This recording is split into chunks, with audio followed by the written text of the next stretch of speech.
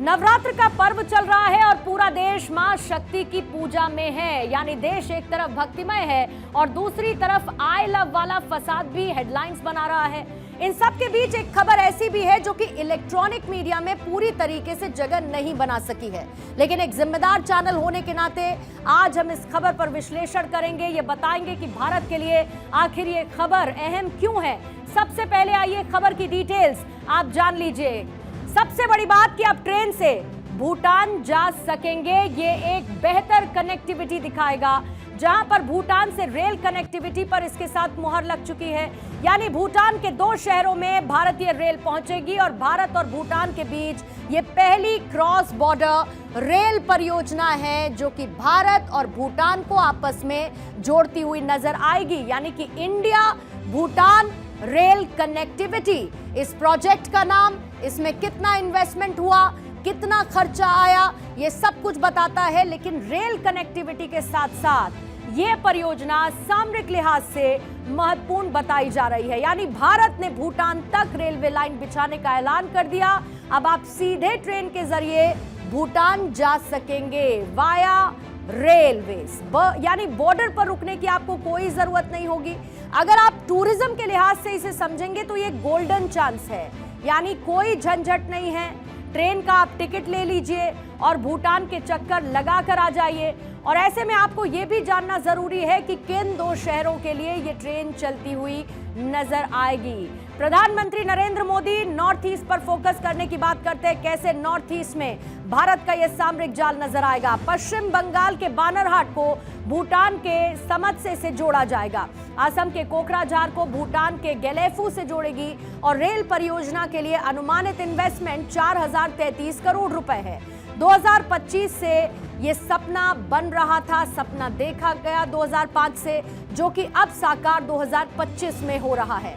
असम भूटान वाले रूट पर जहां पर 6 स्टेशन होंगे, 2 बड़े ब्रिज होंगे, 29 मेजर ब्रिज रहेंगे और 65 माइनर ब्रिज भी मौजूद रहेंगे। 69 किलोमीटर वाले रूट पर लागत 3456 करोड़ रुपए है। पश्चिम बंगाल भूटान वाले रूट 20 किलोमीटर और लागत 577 करोड़ रुपए की है। Government of India has conveyed its support to this initiative. Similarly, Samse, which borders West Bengal, is being developed as an important industrial town in Bhutan for manufacturing and export. And these links that are being worked on will be critical for enhancing cargo and passenger movement. So it is in this context of this very, very special relationship that the 2 governments have agreed to establish 2 cross-border rail links between Banarhat and Samse and Kokrajhar and Gelefu. This will be the first set of rail connectivity projects with Bhutan. The memorandum of understanding for this connectivity was actually signed during the visit of the Prime Minister to Bhutan that I mentioned a short while ago last year, the one that took place last year. तो भारत की तरफ से भूटान के लिए ऐलान किए गए rail connectivity सिर्फ एक प्रोजेक्ट नहीं है, बल्कि हिमालयन रीजन में एक पावर बैलेंस का सबूत भी है। चीन जो कि सालों से इस इलाके पर नजर गड़ाए है, डोकलाम विवाद में उसकी नीयत भी दिखती है। और अब मोदी सरकार ने एक ऐसा दांव चला कि एक झटके में कई समस्याओं का खात्मा हो जाएगा। भारत किस तरीके से पड़ोसी देशों से निपटने की कोशिश में जुटा हुआ है, उसका एक नमूना भी इसमें आपको नजर आएगा। यानी कि जो हिमालयन रेंज है उसमें किस तरीके का पावर बैलेंस होगा। रणनीतिक तौर पर देखिए, भूटान स्ट्रैटेजिकली भारत का एक इंपॉर्टेंट पार्टनर है, इसमें कोई दो राय नहीं। अब चीन यहां पर अपनी पैठ बढ़ाने की कोशिश में हमेशा से नजर आया है, तो प्रधानमंत्री का यह पावर बैलेंस चीन को जवाब है।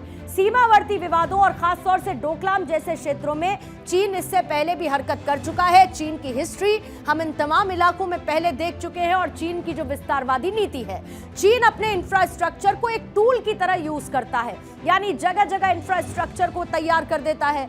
अब इस रेल प्रोजेक्ट के जरिए भारत पड़ोसी मुल्क को मैसेज दे रहा है, यानी चीन को मैसेज दे रहा है। मैसेज ये कि उनके दोस्तों पर कोई निगाह ना डाले, यानी भूटान पर चीन को अपनी नजरें हटानी होंगी।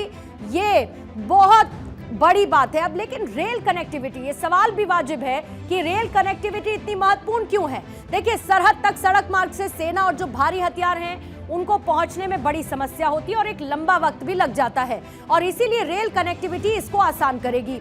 कई ऐसी जगह है जहां पर सड़कें हैं ही नहीं, और अगर सड़कें हैं तो बहुत संकरी हैं जिनसे मूवमेंट डिफिकल्ट होता है। ऐसे में सेना के जो बड़े ट्रक हैं या फिर हथियार हैं वो ऊंचे इलाकों तक पहुंच पाने में बड़ी मुश्किलों का सामना उसके लिए करना पड़ता है। रेल लाइन बन जाने से भारी मात्रा में सामग्री को तेजी से ले जाना संभव होगा, समय की बचत होगी, ईज ऑफ ट्रैवल होगा। भारतीय सैनिक टैंक, बख्तरबंद गाड़ियां मौके पर जरूरत के अनुसार एएसएपी पहुंच पाएंगी। युद्धक tank, artillery gun, missile launcher, air defence system आसानी से सरहद तक पहुंच सकते हैं, वो भी कम समय में।